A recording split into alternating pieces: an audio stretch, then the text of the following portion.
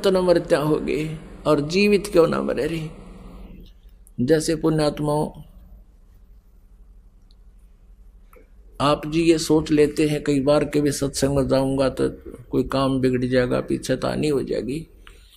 अब जैसे एक व्यक्ति नाइट सर्विस में गया था रात में, और सुबह उसने जल्दी आके और कोई काम करना था घर पे, कोई ऐसा विशेष कार्य था, और वो दुर्घटना में मृत्यु को प्राप्त हो गया। अब परमानेंटली गया यहाँ से। जिन आवश्यक कार्यों के लिए वो नाइट सर्विस में सफर कर रहा था, रात्रि सेवा में, और सुबह वापस नहीं आ सका अपने घर पे। अब परमात्मा याद दिलाते हैं कि असंग जन्म तन मरत्या होगे, जीवित क्यों ना मरे रे। जब आप यहाँ के लिए चलो तो नो सोच लो हम 3 दिन के लिए मर गए, मृत्यु होगी हमारी। अपन आत्माओं 3 दिन में कोई मान लीजिए हानि भी हो जाती है तो फिर जाकर ठीक कर लोगे, अरे या परमानेंट टिकट कट की जब क्या कर लेंगे। एक विचार करने की बात है कि किसी दिन ये परमानेंट मौत होगी, जब क्या कर लोगे तुम। वैसे तो भगवान के लिए जो आते हैं उनके हानि नहीं हो सकती, है गारंटीड बात है। दास की 100 बार आजमाई हुई बातें हैं। अगर इस दास के साथ बीती हुई कथाएं सुनाने लग जाता, 3 दिन का सत्संग और हो जा, जब जाकर हमारा पे विश्वास दृढ़ हुआ था सचमुच कबीर इज गॉड। ना कबीर जी कोई हमारी जाति के, ना कोई खानदान में ना थे, कदे पहले देखे ना सुने। इस परमात्मा को गहराई से जाना और परखा, और जब डंडोरा पीटना शुरू किया इस दास ने, जो आज आपके समक्ष लाखों की संख्या में पुण्यात्माओं ने लाभ उठा लिया भगवान का। अब क्या बताते हैं, असंग जन्म तन मृत्या होगे, जीवित क्यों न मरे रे। अब 12 मध्य महल मठ बोरे, बहुर न दे धरे रे। ओए कहते 12वें द्वार में है वो मठ, वो सनातन परम धाम, जहां जाने के बाद फिर लौट कर कभी संसार में नहीं आते, वो सुख सागर। और फिर क्या बताते हैं, वो साधना ना करने से दोजक बहिष्ट सभी तय देखे, राजपाट के रसिया, 3 लोक से तरपत नाही, ये मन भोगी खसिया। कहते हैं दोजक माने नरक और बहिष्ट माने स्वर्ग। कहते पाप और पुण्य के आधार से तने नरक और स्वर्ग बहुत बार देख लिए, हे राजपाट के रसिया। और फिर क्या बताते हैं, 3 लोक से तरपत नाही, ये मन भोगी खसिया। अब जैसे कोई सरपंच बन जाता है, नो सोचा चेयरमैन बनूं, चेयरमैन बन जाता है, नो सोचा एमएलए बनूं, एमएलए बन जाता है, नो सोचा मंत्री बनूं, मंत्री बनने के बाद पूरी नो सोचा एक बार मुख्यमंत्री बनूं, जब पूरी 14 हाथ लागे। और मंत्री बनने के बाद ये सत्कर मान लेना, वो खुद जान सकते हैं जो उस पद पर बैठे, और भगवान ने पहले बता रखी है जो सच्ची होती है। वो ने सोचा प्रधानमंत्री बनो, जब पूरी कसर लिकड़े, इतना मृत्यु हो जाए फिर गधा संतरी बना पाओ फिर कितना। तो परमात्मा कहते हैं 3 लोक से भी इसकी सेटिस्फेक्शन नहीं है, संतुष्टि नहीं इस मन पापी की। जो काम करने का था इस मनुष्य जीवन, तो वो तो छेड़ा भी को ना, स्टार्ट भी नहीं करने देता। ये दोजक बहिष्ट सभी तय देखे, राजपाट के रसिया, 3 लोक से तरपत नाही, ये मन भोगी खसिया। अब कहते इसका कैसे समाधान होगा, सतगुरु मिले तो इच्छा मेटे, पद मिल पदे समाना, चल हंसा उस लोक पठाऊं, जो आदि अमर अस्थाना। वो शाश्वत स्थान सनातन परम धाम पर ले चलता हूँ। कहते सतगुरु मिले तो इच्छा मिटे, तत्वदर्शी संत मिलेगा तो इस तरह का ज्ञान दे करके तुम्हारा यहाँ से हृदय हटावेगा, और यहाँ के इस झूठे सुख से वापस हटोगे और भगवान में दृढ़ हो जाओगे। सतगुरु मिले तो इच्छा मिटे, पद मिल पदे समाना। पद, पद माने वे ऑफ वर्शिप, पद्धति, भगवान की सच्ची साधना की विधि। और पद मिल पदे समाना, गीता जी अध्याय नंबर 15 के श्लोक नंबर 4 में कहा कि जब तत्वदर्शी संत प्राप्त हो जाए उसके पश्चात परमेश्वर के उस परम पद की खोज करनी चाहिए, जहां जाने के बाद फिर लौटकर कभी संसार में नहीं आते, उनका पूर्ण मोक्ष हो जाता है। तो यहां बताया है कि सतगुरु मिले तो इच्छा मेटे, पद मिल पदे समाना। पद वे ऑफ वर्शिप सही बतावेगा, पद्धति सही देगा और उस पद को प्राप्त कराएगा। चल हंसा उस लोक पठाऊं जो आद्य अमर अस्थाना। और वहां क्या सुख है, क्या कहते यहाँ की तुम साधना भी कर लेते हो, 4 मुक्तियां प्राप्त करके फिर भी वो खाली हाथ आते हो स्वर्ग से। 4 मुक्ति जहां चंपी करती माया होरी दासी, दास गरीब अभय पद पर से वो मिले राम अविनाशी। बोलो सतगुरुदेव। परम पिता परमात्मा परम पूज्य कबीर परमेश्वर जी, कबीर साहिब जी, हम सभी पुण्यात्माओं के जनक हैं। ये परमात्मा परम अक्षर ब्रह्म कहे जाते हैं, इन्हीं को सत्य पुरुष भी कहते हैं। सत्य पुरुष का अर्थ होता है अविनाशी परमात्मा, पुरुष मीन प्रभु, और सत्य माने अविनाशी जिसका नाश कभी ना हो। इसी के भाषाभिन्न या पर्यायवाची बहुत शब्द बन जाते हैं। परम अक्षर ब्रह्म, अकाल मूर्त, शब्द स्वरूपी राम, सतपुरुष। ये वो परमात्मा है जो सब ब्रह्मांडों का रचनहार है और जो बनारस में काशी शहर में, भारतवर्ष के काशी शहर के अंदर एक जुलाहे की भूमिका किया करते थे, जो धानक कहलाते थे। ये पूर्ण परमात्मा है, असंख्य ब्रह्मांड के स्वामी है। पुण्यात्माओं, परमात्मा की पहचान कैसे की जा सकती है? परमात्मा की पहचान करने के लिए हमने जो आधार बना रखा था वो ये था, जैसे श्री कृष्ण जी ने मोरध्वज राजा के पुत्र ताम्रध्वज को आरे से 2 भाग करवा के जो मृत्यु को प्राप्त हो गया था उसको जीवित कर दिया। जिस कारण से हमने भगवान श्री कृष्ण जी को सुप्रीम पावर मान लिया। इसको कहते हैं चमत्कार परिचय। पर्चा बोलते हैं इसको, पर्चा, परिचय भी शुद्ध हिंदी में परिचय कहते हैं, यानी पहचान प्रभु की। उन परिचयों में जो लक्षणों में से एक ये भी है कि परमात्मा मुर्दे को जीवित कर सकता है, और दूसरा ये भी है परमात्मा जीव की आयु भी बढ़ा देता है। और इसके साथ साथ और भी बहुत से गुण हैं, लक्षण हैं, जिनसे परमात्मा की पहचान की जा सकती है। एक भगवान के गुणों में, लक्षणों में ये भी आता है कि वो निर्धन को धनी बना सकता है, रंक को राजा बना सकता है।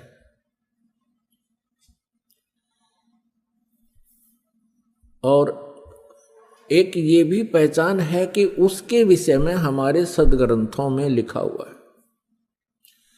परमात्मा के गुणों की जानकारी हमारे पवित्र सदग्रंथ भी बताते हैं। जिस परमेश्वर के लक्षण, जिस परमेश्वर के सर्वचिन्ह इन सभी बातों पर खरे उतरते हैं, सभी पॉइंटों पर, सभी केंद्रों पर, वो परमात्मा है, वो परमेश्वर है। इसके पहचानने के लिए हमने बहुत सा सहयोग लेना होगा। जैसे हमारे पवित्र सदग्रंथ जो बताते हैं भगवान के गुणों की जानकारी, वो हमारे लिए स्वीकार्य होगी, होनी चाहिए और होगी, क्योंकि भगवान की जानकारी हमें सदग्रंथों से ही प्राप्त हुई है।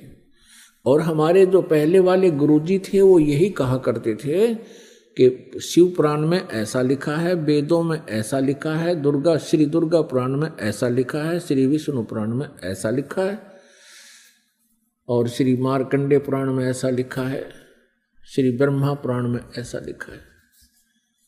और वो साथ में संस्कृत भी बोला करते थे। तो हम ये सोचा करते थे कि इन महापुरुषों ने सदग्रंथों को ठीक से समझा है, क्योंकि ये संस्कृत लैंग्वेज से, संस्कृत भाषा से परिचित है। तो हमें कोई शंका नहीं रही। क्या शंका नहीं रही? कि ये झूठ बोल रहे हैं। इसलिए हमने इनके प्रत्येक वाक्य को, प्रत्येक आदेश को शिरोधार्य किया, और जैसा भी इन पूर्व के ऋषि गुरु महापुरुषों ने, मंडलेश्वरों ने, आचार्यों ने, महंतों ने हमें जो ज्ञान दिया, हमने उसको स्वीकारा। किस लिए स्वीकारा? कि हमने परमात्मा की खोज है, परमात्मा की चाह है। आत्मा का परम सहारा परमात्मा है, और जो आत्मा को सुख मिलेगा वो परमात्मा से मिलेगा। परमात्मा हमारे प्रारब्ध के कर्मों को भी नाश कर देता है। परमात्मा के गुणों में ये भी है कि परमात्मा परमेश्वर पूर्ण ब्रह्म हमें साप से भी मुक्त कर सकता है, श्राप से। जैसे हमें इन 3 तापों से भी परमात्मा मुक्त कर सकता है। तो ये सभी लक्षण परमात्मा में होते हैं। प्रथम लक्षण जो हमने लिया है कि भगवान श्री कृष्ण ने मोरध्वज के पुत्र ताम्रध्वज को आरे से, एक आरी से 2 फाड़ करवा के उसके माता पिता से, क्योंकि पहले साधु संतों के विचारों आदेश का बहुत पालन करते थे, श्रद्धालु व्यक्ति होते थे, और वो समझते थे कि ना जाने किस वेश में भगवान ही आ गया हो, इसलिए संत के आज्ञा का वो पालन करते थे। उस समय संत लोग जो है बड़े सिद्धि युक्त होते थे। सिद्धि क्या होती है? कि ईश्वरीय भक्ति से, परमेश्वर की भक्ति से उन्होंने कुछ संग्रह कर ली होती है, पावर परमात्मा की ही पावर को संग्रह कर लेते हैं। जैसे इन्वर्टर होते हैं, इन्वर्टर चार्ज कर दिए जाते हैं तो वो उनकी बैटरी चार्ज हो जाती है, कुछ समय के लिए बहुत कार्य काम चलाऊ कर देते हैं। तो वो पावर है कहाँ से ग्रहण की उसने? थर्मल प्लांट से। तो एक इन्वर्टर थर्मल प्लांट जितना कार्य नहीं कर सकता, इतनी क्षमता उसकी नहीं हो सकती। तो जितने भी ऋषि महर्षि जिनमें सिद्धियां थी, जिन्होंने 7 समंदरों को पी लिया फिर वापस छोड़ दिया, जिन्होंने पहाड़ उठा लिए आकाश में उड़ गए, ये इन्वर्टर थे। और जैसे श्री कृष्ण जी ने ताम्रध्वज को जीवित कर दिया, सुदामा जी का महल बना दिया, ये श्री कृष्ण तक भी इन्वर्टर थे, वो थर्मल प्लांट नहीं थे। अब ये एक बार ये बात जो दास ने कही है तो ये बड़ी खटकेगी उस व्यक्ति को जिसने आज तक ये तत्व ज्ञान नहीं सुना और लोक वेद से वो रंगा गया है। लोक वेद किसे कहते हैं? जो दंत कथा होती है, सुना सुनाया ज्ञान, अक्षेत्रीय ज्ञान, एक दूसरे से सुना हुआ ज्ञान, उसको लोक वेद कहते हैं। पुण्यात्माओं, श्री कृष्ण जी और अर्जुन मोरध्वज राजा के घर चले गए एक साधु रूप बना के। उस दिन मोरध्वज अपने पुत्र ताम्रध्वज को राज्य अभिषेक कर रहा था और साधु संतों के वहां आगमन को बहुत शुभ मानते हैं। ऐसे शुभ अवसर पर उनका आशीर्वाद प्राप्त करते हैं। उनका आशीर्वाद प्राप्त करने के लिए उनकी प्रत्येक आज्ञा का पालन करते हैं, उनकी सेवा शुश्रूषा करते हैं, जिससे वो प्रसन्न हो जाए। उनको प्रसन्न करने की हर संभव कोशिश की जाती। तो श्री कृष्ण जी ने एक माया से, अपनी सिद्धि से एक सिंह बना लिया, शेर बना लिया, और दोनों पहुंच गए राजा मोरध्वज के बाग में। जब राजा को पता चला कि साधु संत आए हैं, उनको संदेशा भिजवाया कि आओ महाराज भोजन पाओ। लेकिन श्री कृष्ण जी ने कहा कि राजा स्वयं हमें आमंत्रित करने आएगा तो हम प्रवेश करेंगे उसके घर पर। राजा को पता चला, मोरध्वज तुरंत चल पड़ा नंगे पैरों और भगवान से अर्ज की, घर पे ले आए।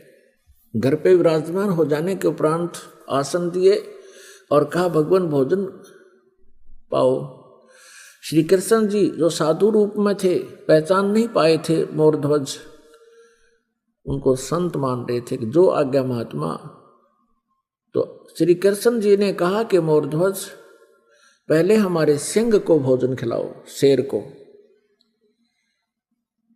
जो आज्ञा महाराज, मोरध्वज ने कहा।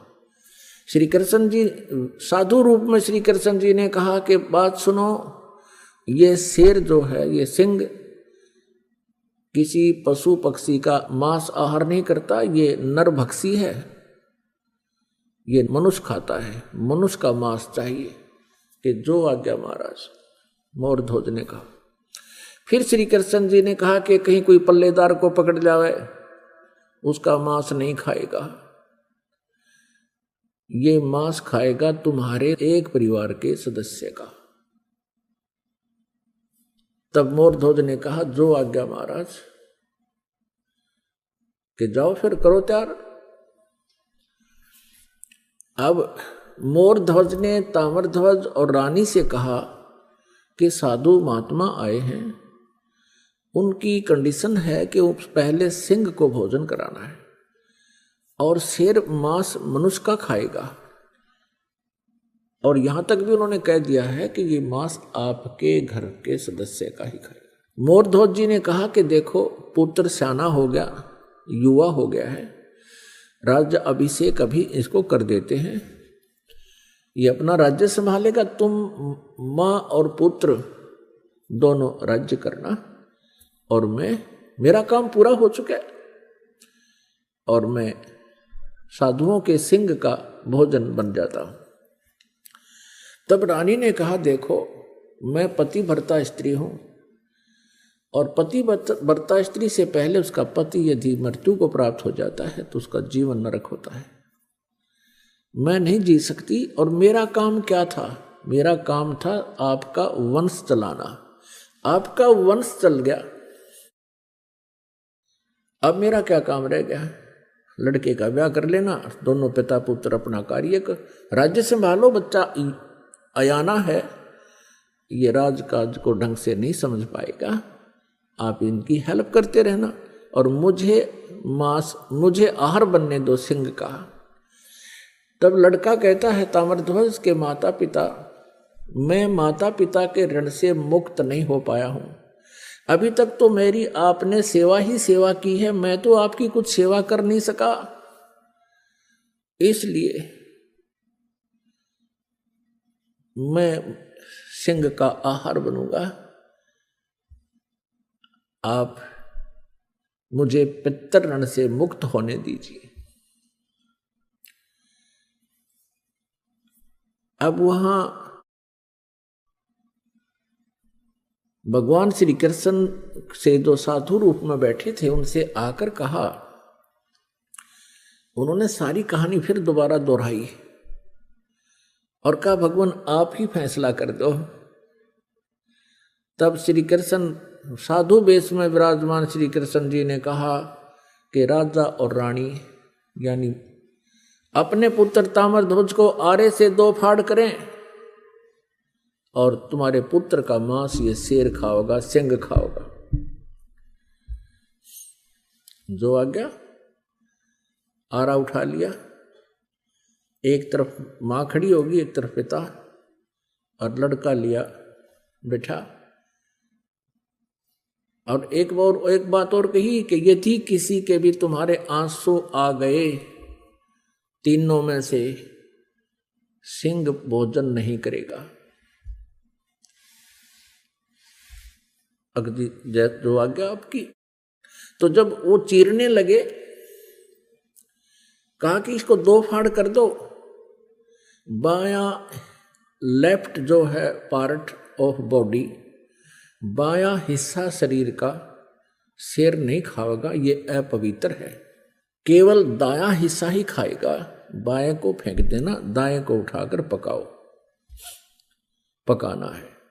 ये बात सुनकर के उस समय आरा चल रहा था। ताम्रध्वज की आंखों में आंसू आ गए।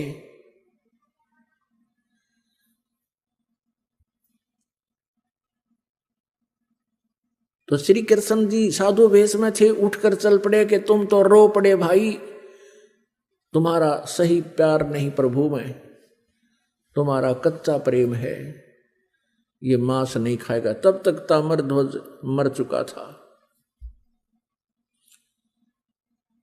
अब मोरध्वज कहता है कि हे भगवान, बालक था, इसको समझ नहीं थी, मुझे चीर लो, मैं नहीं रोऊंगा। तब रानी कहती है आप रूठ को मत जाओ, मुझे आहार बना लो, हम नहीं रोएंगे, बालक था।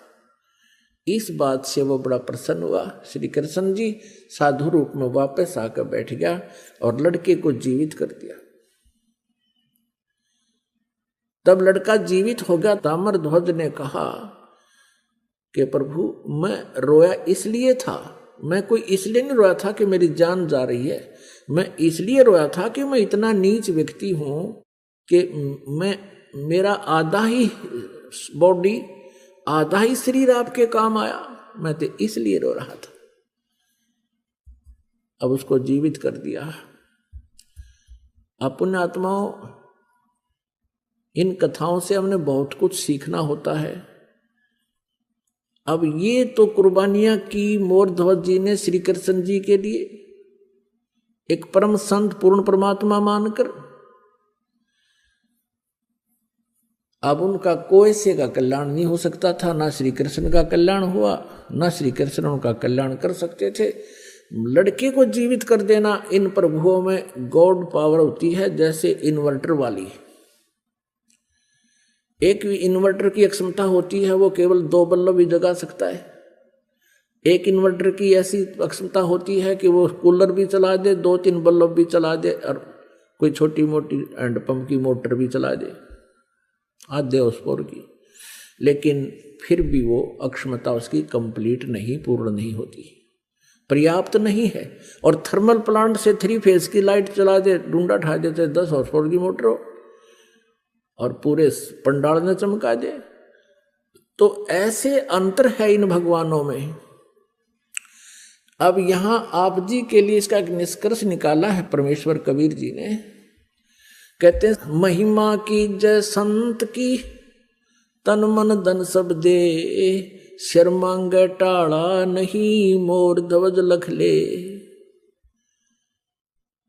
कि संत, जब परम संत तुम्हें मिल जावे उस समय, उस संत की इतनी आदर सत्कार और आज्ञा का पालन करना। यदि सिर भी मांगे, नाटना नहीं, सिर मांगे टाला नहीं, मोर ध्वज लख ले, मोर ध्वज को देख लो।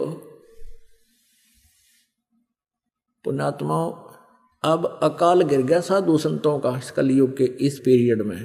ये नकली, पाखंडी और डोंगी, इनका सत्कार हो गया है और इन्हीं का बोलबाला हो रहा है। इन्होंने बैठा दिया भक्ति का और भाव खत्म कर दिया भक्तों का। अब पुण्यात्माओं, इस लक्षण से हमने श्री कृष्ण जी को परमेश्वर मान रखा था कि उन्होंने मोर ध्वज के पुत्र ताम्रध्वज को आरे से 2 फाड़ करवा के जीवित कर दिया। यही श्री कृष्ण जी अपने सगे भांजे अभिमन्यु को जीवित नहीं कर सके, जो महाभारत के युद्ध में चक्रव्यूह के अंदर मृत्यु को प्राप्त हो गया था। सुभद्रा रो रही थी, जो श्री कृष्ण जी की बहन थी, अर्जुन के ब्याही थी। सुभद्रा पुत्र था अभिमन्यु। 500 पांडव रो रहे थे, सुभद्रा रो रही थी, श्री कृष्ण रो रहा था और पांडवों का कुल नाश हो रहा था। श्री कृष्ण जीवित नहीं कर सके। वहां तो पंगा पा दिया, जाके खुद चरवा के जीवित कर दिया लड़का मोरध्वज का पुत्र, और वहां सुभद्रा पुत्र को श्री कृष्ण जीवित नहीं कर सके। तो परमेश्वर कबीर जी ने ये बताई है भिन्नता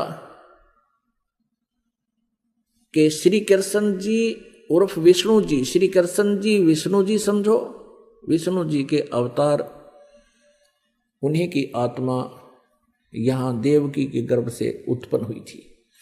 और ये केवल 4 भुजा के और 16 कला के भगवान हैं। इनके जो पिताजी हैं वो ब्रह्म है, शरपुरुष भी इसे कहते हैं।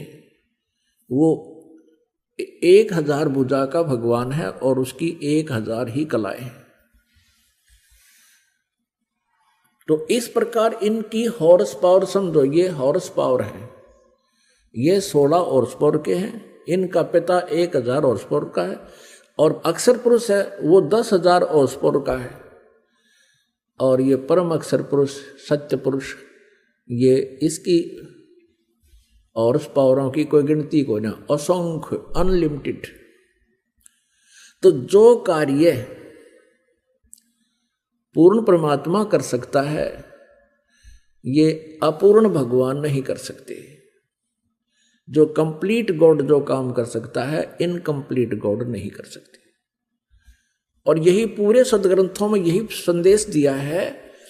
श्रीमद् भगवत गीता जी में यही कहा है कि अर्जुन तू सर्वभाव से उस परमेश्वर की शरण में जा। गीता जी अध्याय नंबर 18 के श्लोक नंबर 62 में और 66 में, दोनों में ये प्रमाण है। लेकिन 66 वाले को तो इन्होंने घुमा रखा है, वर्तमाने आना कर रखा है, जबकि वर्तमाने जाना होता है।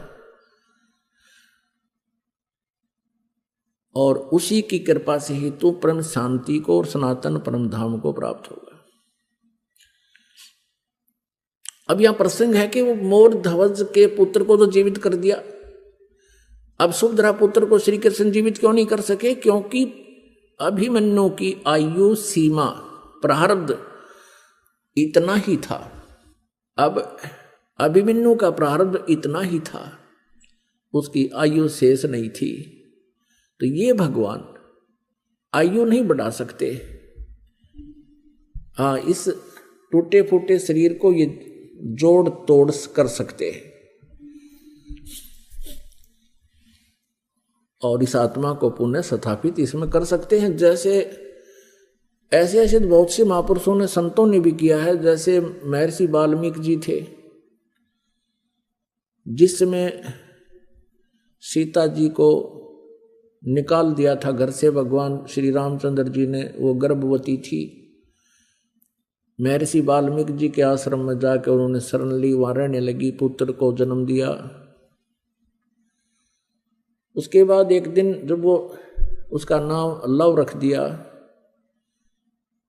जब लव 8-9 महीने का हो गया, वो 1 वर्ष का हो गया, सीता जी कपड़े धोने के लिए दरिया पर जाया करती थी प्रतिदिन और बच्चे को पालने में सुला जाया करती थी। और वाल्मीकि जी से प्रार्थना करके जाती थी, पिताजी बच्चे का ध्यान रखना। कि जा बेटा, मैं ध्यान रखूंगा।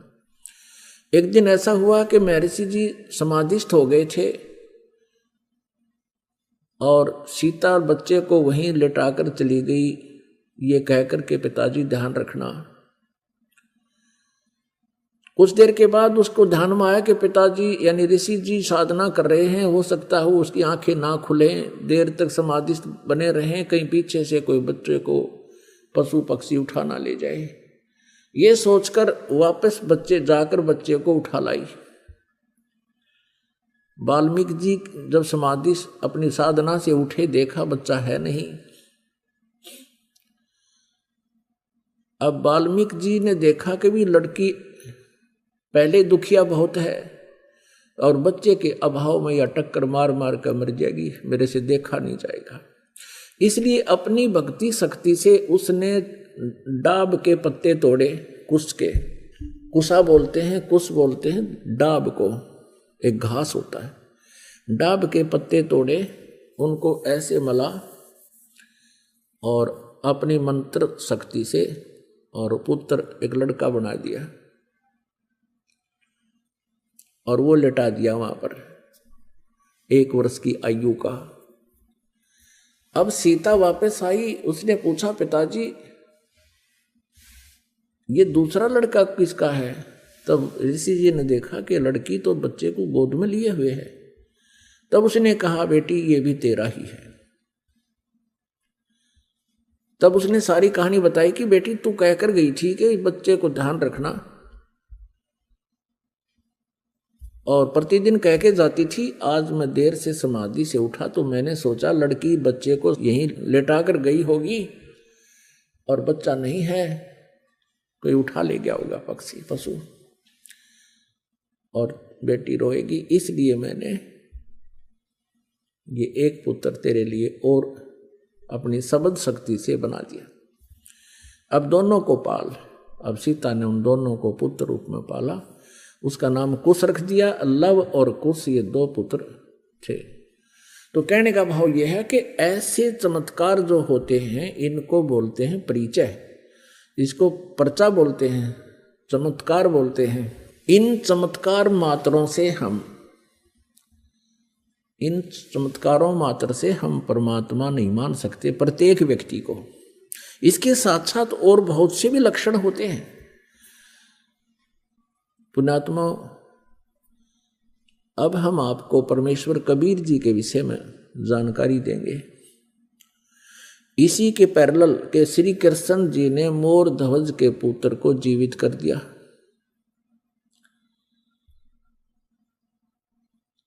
ताम्रध्वज को, लेकिन अभिमन्यु को जीवित नहीं कर सके। एक सम्मन नाम का मनियार था। मनियार कहते हैं जो चूड़ी बेचा करते गांव गांव में, कांच की चूड़ियां होती थी। गांव गांव में नगर नगर में जाके वो बहनों को, माताओं को चूड़ियां पहनाया करते थे। एक दिन उन्होंने सत्संग सुन लिया परमेश्वर कबीर देव जी का। भगवान का उपदेश ले लिया, कबीर परमेश्वर जी से उपदेश ले लिया था। सम्मन जी के घर में 3 सदस्य थे कुल। स्वयं सम्मन, पुत्र सेऊ, जिसको शिव कहते हैं वैसे सेऊ कहने लगे थे, और उनकी पत्नी का नाम नेक्की था। नेक्की उपदेश लेकर के, ज्ञान से परिचित होकर के बड़ी श्रद्धा से भगवान की भक्ति किया करते थे। नेक्की और सम्मन दोनों चूड़ियां पहनाने का कार्य किया करते थे। और परमात्मा कबीर परमेश्वर जी ने बहुत सी ऐसी लीलाएं चमत्कार कर रखे थे।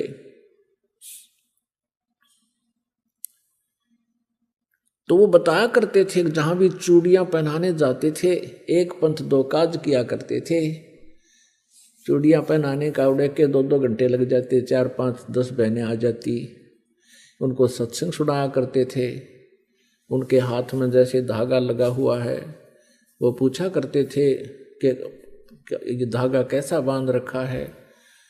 तो बताते थे कि हमने ऐसे गुरु बना लिया है, हमारे गुरु जी हैं। तो पुण्यात्माएं होती थी, परमात्मा की चर्चा सुनाना शुरू कर देते थे। सम्मन और नेकी अपने अपने स्थानों पर जहाँ जहाँ वो सेवा करने जाते थे, चूड़ियों बेचने की, पहनाने की, वो कहा करते थे कि हमारे भगवान कबीर साहिब हैं, वो पूर्ण परमात्मा हैं, स्वयं सर्व सृष्टि रचनहार स्वयं ही आए हुए हैं पृथ्वी पर। और बताया करते थे कि उन्होंने सिकंदर लोधी राजा की, दिल्ली के बादशाह के जलन के रोग को ठीक कर दिया। किसी से भी नहीं हुआ था। एक गाय मार दी थी तलवार से सिकंदर लोधी ने कि मेरे सामने जीवित करके दिखा दे, जब जानो तू अल्लाह की जात है। तो हमारे कबीर परमेश्वर जी ने वो मरी हुई गाय उन सब का हजारों व्यक्तियों के, दर्शकों के सामने जीवित कर दी थी। बच्चा और गर्भ में था, दोनों माँ पुत्रों का 4 हिस्से हो गए थे। परमात्मा ने 2 थपकी, एक थपकी लगाई थी आशीर्वाद भरी, और दोनों जीवित हो गए थे। और दूध की बाल्टी भर दी। गाय और बच्चे को जीवित करके महर्षि रामानंद जी, परम पूज्य परमेश्वर कबीर जी के मुंह बोले वैसे औपचारिक गुरु थे। सिकंदर लोधी ने उनकी गर्दन काट दी थी रामानंद जी की, और उनका प्रारब्ध परमात्मा कबीर जी ने बताया था कि ये प्रारब्ध ऐसा ही है। रामानंद जी की मृत्यु सिकंदर लोधी से ही होनी थी। उसके बाद परमात्मा ने रामानंद जी को जीवित कर दिया और आगे अपनी कृपा से उसका आयु बख्श दी। ऐसी ऐसी कथाएं सुनाया करते थे। एक शारदा नाम की ब्राह्मणी थी, उसने परमात्मा कबीर जी से उपदेश लिया था, उसका असाध्य रोग जो प्रारब्ध में लिखा था वो ठीक कर दिया। बड़े पहुंचे हुए परमात्मा संत हैं हमारे गुरु जी, ऐसे ऐसे वो कथाएं सुनाया करते थे। अब नगर के लोग, अब क्या होता था कि वो बहनें वो विचार सुन के जाती थी, वो अपने पतियों के सामने बताती थी कि ऐसे ऐसे एक मनियार आया था, एक मनियारी आई थी और ऐसे ऐसे बता रही थी। तो उनके पति कहते थे ये सब झूठ बोलते हैं, ये संत पाखंडी होते हैं, भोली आत्माओं को अपने चुंगल में फंसा रखा है। यदि इनके गुरु ऐसे पहुंचे हुए हैं तो इनको धनी क्यों ना बना देते। ये इनके पास ना ढंग से कोई मकान है, ना इनके पास ढंग से कपड़े हैं, हैंड टू माउथ ये जी रहे हैं, इनको क्यों नहीं धनी बना देते। अब बहनें जो वहां ज्ञान सुनकर जाती थी अपने पिता की, अपने पति के इस तर्क से, फिर वो ये भी कहने लग जाती थी। तो ऐसे दूसरी बार वहां चर्चा होती थी उन मनियार और मनियारी के द्वारा, तो वो ये तर्क देते थे कि भी तुम बात तो करते हो बड़ी बड़ी, लेकिन तुम स्वयं भूखे मर रहे हो। कभी तो आटा उधारा ले जाते हो, कभी कुछ उधारा ले जाते हो, तुम्हें क्यों नहीं सेठ बना देता तुम्हारा गुरु। तो वो क्या कहते थे कि हम भगवान से मोक्ष मांगते हैं, हम यहाँ का धन नहीं मांगते। तो वो कहते हैं मोक्ष तो बाद की बात है, पहले तो रोटी भी तो चाहिए। तो उनके जो के संसार के विचारों में और भगत के विचारों में, जगत के विचारों में, भगत के विचारों में बहुत भिन्नता होती है और इसी कारण से तालमेल नहीं बनता, विरोध बना रहता है। पुण्यात्माओं, अब परमात्मा की कई लीलाएं बतानी पड़ेंगी इसमें। एक समय एक शेख तकी नाम का सिकंदर लोधी दिल्ली के बादशाह का गुरु था, धार्मिक गुरु था। और जब उसको ये पता चला कि सिकंदर लोधी के जलन का रोग कबीर जी ने ठीक कर दिया, परमेश्वर कबीर जी ने, और सिकंदर लोधी ने बताया कि मैंने अपने हाथों से अपनी तलवार से स्वामी रामानंद जी को मार दिया था, कत्ल कर दिया था, उसका धड़ से अलग कर दी थी उनकी जो है गर्दन, और कबीर जी ने जीवित कर दिया। इस चीज को देख करके शेख तकी के मन में बहुत ईर्षा होगी कबीर जी के प्रति, के ये इतना प्रभाव जमा बैठा है राजा के दिल में, अब मेरी दाल गलेगी नहीं। और जब तक मैं कबीर जी को सिकंदर लोधी बादशाह के हृदय से नजरों से नहीं गिरा दूंगा, तब तक मेरी रीवैल्यू नहीं होगी। इस सोच से, इस दृष्टिकोण से उसने कबीर जी को नीचा दिखाने के लिए, एक दिन राजा काशी से आ रहा था सिकंदर लोधी, साथ में कबीर जी भी थे और शेख तकी भी थे। बनारस से दिल्ली लौटते समय एक दरिया के किनारे रात्रि में पड़ाव कर लिया था। अब शेख तकी ने कहा था, शेख तकी ने कहा कि राजन मैं इसको तब मानूंगा कबीर को कोई शक्ति युक्त है, मेरे सामने कोई मुर्दा जीवित करके दिखा दे, ये तो जादूगर है। सिकंदर आपने उनकी गर्दन काट दी, इसने तुरंत जीवित कर दी होगी, जब जानू किसी मुर्दे को जीवित करके दिखाए तब मानू मैं, अन्यथा मैं सब मुसलमानों को कह दूंगा कि सिकंदर लोधी हिंदू बन गया है, इसने हिंदू गुरु बना लिया। इस बात का सिकंदर लोधी को पता था कि मुसलमान भोली श्रद्धालु मुसलमान जितने भी हैं वो शेख तकी के प्रत्येक आज्ञा का पालन करते हैं। इसने एक बार ये आग लगा दी तो तेरा राज्य नहीं रहेगा। चिंतित हुआ सिकंदर लोधी। तब परमेश्वर कबीर जी ने कारण पूछा तो कारण बताया कि ये शेख तकी ऐसे ऐसे कह रहा है भगवान, और ये सचमुच वहां दिल्ली में जाकर आग लगा देगा, सब मुसलमानों को मेरे विरोधी कर देगा, मेरे राज्य को खतरा हो जाएगा, मैं इसलिए चिंतित हूं। ये कहता है कि एक मुर्दा कोई जीवित करे कबीर तब मैं मानूं। कबीर साहब ने कहा कि उसको कह दो कि एक मुर्दा ढूंढ लाओ कोई। अब कहने का भाव ये है पुण्यात्माओं के मालिक की रजा, क्योंकि वो अपने भक्त को टेंशन युक्त नहीं रहने देते कबीर परमेश्वर। सिकंदर लोधी को अत्यंत टेंशन हो गई थी कि ये तो बात बिगड़गी, यो नहीं माना किसी तरह भी। बहुत कुछ समझाया था कि पीर जी देखो मेरे क्या हालत थी, मैं कितना दुखी था, जलन का रोग मुझे लगा हुआ था और मैं स्वस्थ हो गया। आप जी ने सब जंतर मंत्र कर लिए थे, सब वैद्यों को आपने बुला लिया था, मैं फिर भी स्वस्थ नहीं हुआ था। कबीर जी के आशीर्वाद मात्र से मैं स्वस्थ हो गया। अब मैं इसको कैसे हृदय से उतार दूं। शेख तकी की तो दूनी भौंट सुकड़गी, उनकी त्योड़ी पड़गी। ठीक है तू इसी को मान ले, अपना गुरु मान ले इसको, मैं कह दूंगा मुसलमानों को। अब इतनी टेंशन होगी राजा को कि भाई बात बिगड़गी। तब परमेश्वर ने कहा कि चलो।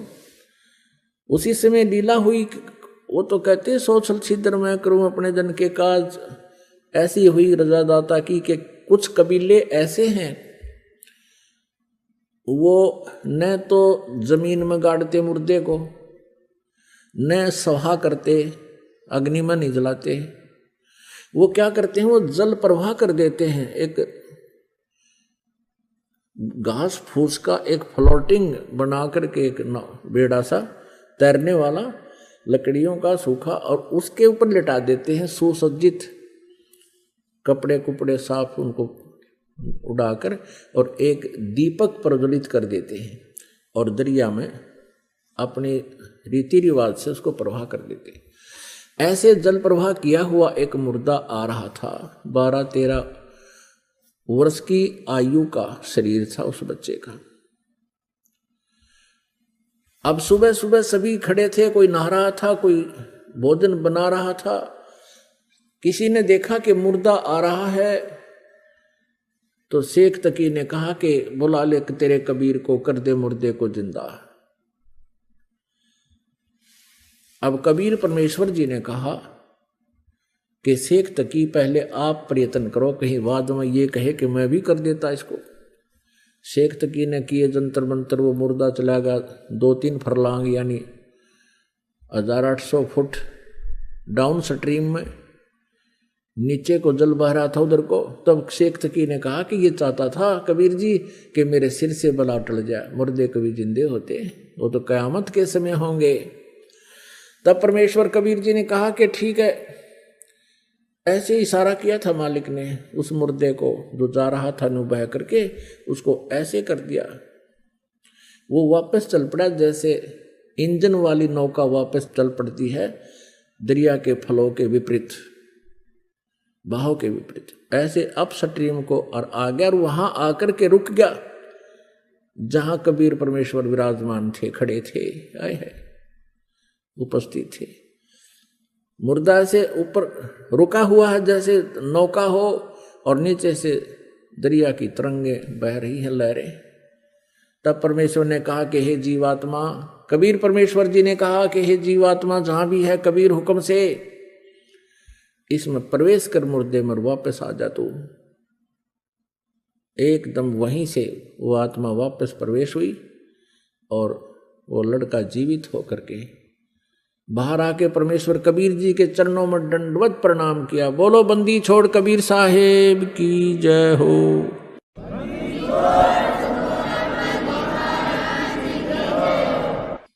अब सभी ने, उपस्थित व्यक्तियों ने कहा, क्योंकि सैकड़ों की संख्या में, हजारों की संख्या में अंगरक्षक सैनिक थे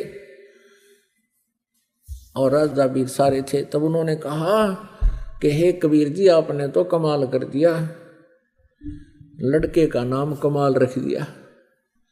और 12-13 वर्ष की आयु का पुत्र था, लड़का था किसी का, वो अपने पुत्र के रूप में परमेश्वर ने पाला पोसा, उस पुनर्जन्म प्राप्त प्राणी को भक्ति दी, अपने पास रखा पुत्र रूप में। ऐसे ही शेख तकी ने एक दिन कहा, भाई ये तो नई बात बनी, ये तो इसका तो जो नजरों से नहीं गिरा राजा के, तो उसने स्कीम बनाई, अपने मुसलमानों से सबसे मिलकर कहा कि भाई ये जादू जंतर करता है, और लड़का जो जल प्रवाह कर दिया गया था वो जीवित था, वो सदमे में था, और सदमे वाले कोई जादू जंतर करने वाले जीवित कर ही देते हैं। भाई इसको हम तब मानेंगे ये अल्लाह की जात है, इसमें कोई शक्ति है। मेरी पुत्री जो कब्र में दबा रखी है, शेख तकी पीर की पुत्री, कुछ दिन मरे हो गए थे उसको, और वो कब्र में दबा रखी थी, महीने या 20 दिन या जीते 2 महीने की 6 महीने की थी। और कहने लगा जब जानो मैं इसको, मेरी बेटी को जीवित करके दिखा दे। फिर वही समस्या पैदा करती। सिकंदर लोधी फिर टेंशन में। कबीर परमेश्वर ने कहा कि टेंशन ना करो राजन, कह दो इसको, शेख तकी को कह दो कि मुनादी करवा दे, आसपास अनाउंसमेंट करवा दे कि आज से तीसरे दिन वो लड़की जीवित की जाएगी जो कब्र में दबी हुई। सब जगह डंडोरा मुनियाद करवा दी, डंडोरा पटवा दिया, मुनादी करवा दी, अनाउंसमेंट करवा दी। कई हजार व्यक्ति आकर इकट्ठे हो गए उस निश्चित दिन को। कब्र फुड़वा दी, बच्चे का शरीर सूखा पड़ा था। अब परमात्मा ने कहा कि शेख तकी तू भी कर ले ट्राई कर दे, फिर बाद में न्यू कह मैं जीवित कर दूँ। तो उपस्थित व्यक्तियों ने कहा कि भगवान अगर ये कुछ करने योग्य होता अपनी बेटी ने कौन मरने देता, इसके पास कुछ नहीं है, आप दया करो। तब परमेश्वर ने कहा कि हे शेख तकी की लड़की तू जीवित हो जा।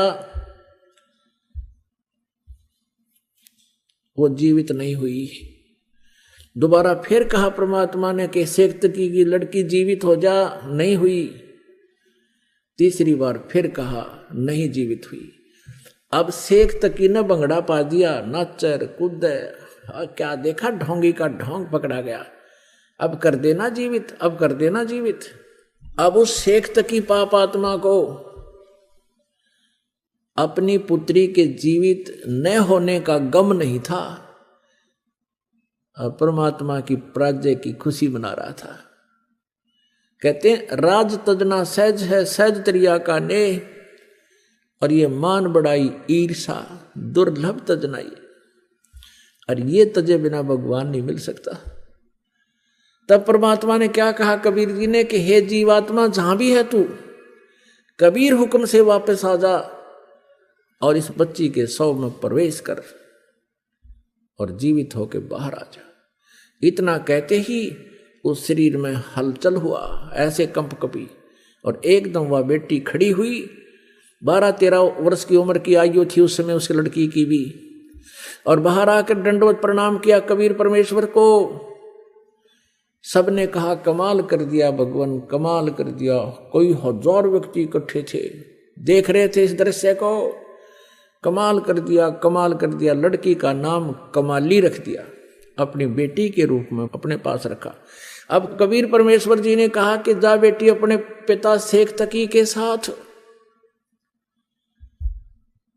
तब लड़की ने 1.5 घंटा तक प्रवचन किए कि मेरा और शेख तकी जी का जितना संबंध था पुत्री और पिता का, वो समाप्त हो चुका था। मेरी आयु मनुष्य की शेष नहीं थी। अब उस लड़की ने कहा कि हे श्रोताओं, ये पूर्ण परमात्मा है, ये कबीर अल्लाह है, ये अल्लाहु अकबर है, ये स्वयं उतरे हैं।